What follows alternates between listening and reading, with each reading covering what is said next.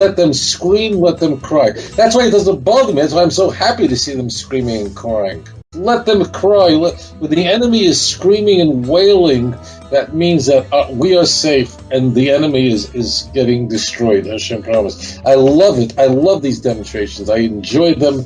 To me, I just get out the popcorn and let's enjoy. Ladies and gentlemen, Rabbi Tovia Singer. Rabbi, Shalom Aleichem, Salam Alaikum.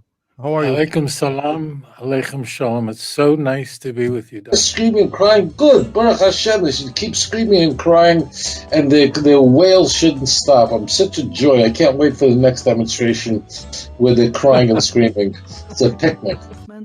Please do subscribe to the Rabbi's channel. I know that I have been for a very long time, and most people watching here will be as well. And I do look forward to doing future content with the Rabbi. Rejoicing, that means Jews are dead. So I let them scream, let them cry. That's why it doesn't bother me. That's why I'm so happy to see them screaming and crying.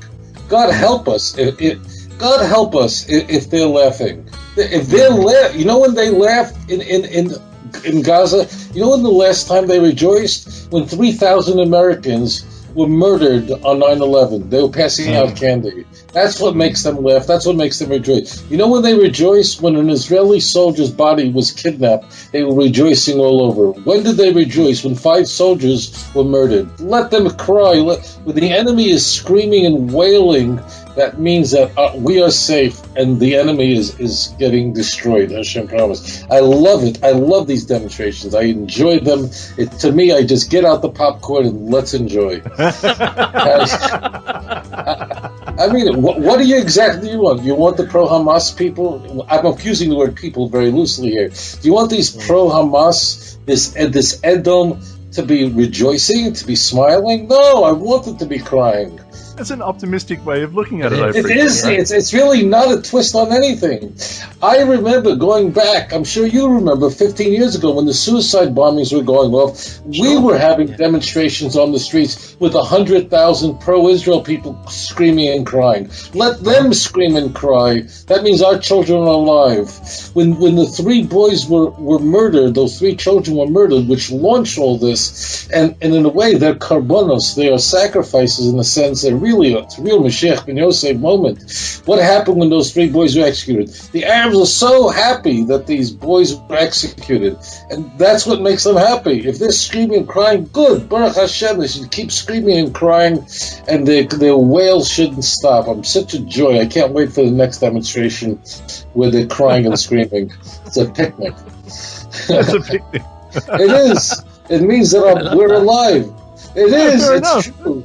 It's true. It's good. No, I feel a lot better having talked to you about it. It's good. Really. Yeah, I love that. That's why I don't get. I'm not upset. I'm happy. Thank God. That means that the enemy is going down, and they're crying and wailing because their heroes are going up and being vaporized. I'm feeling great. I'm feeling terrific. I'm feeling good. But I just got an email from a very nice Christian.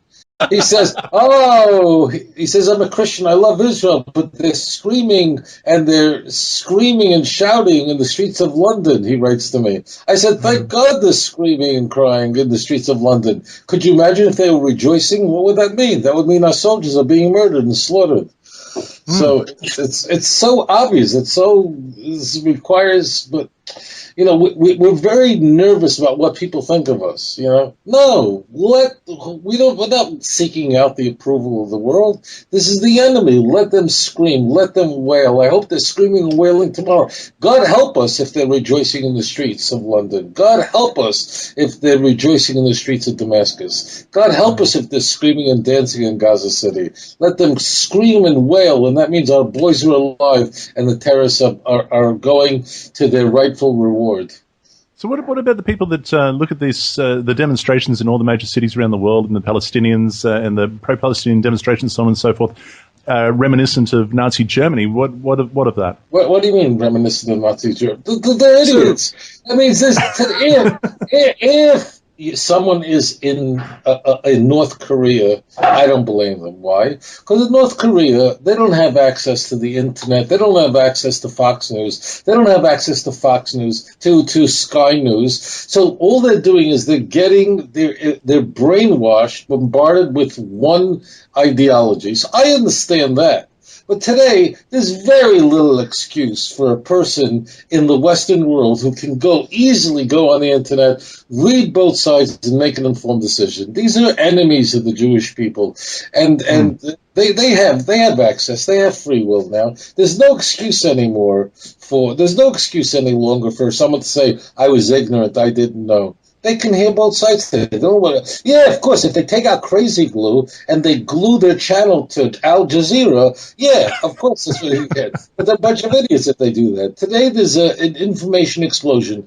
Any idiot could have a balanced information and make an informed decision. And look at Canada.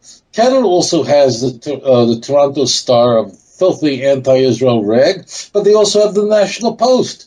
So they have information on both sides. And Canadians, thank God, they have a great prime minister and so on. People can make an decision today. That's all. The information is available. I let them scream and cry. If I catch them stopping to scream and cry, I'm going to be very upset.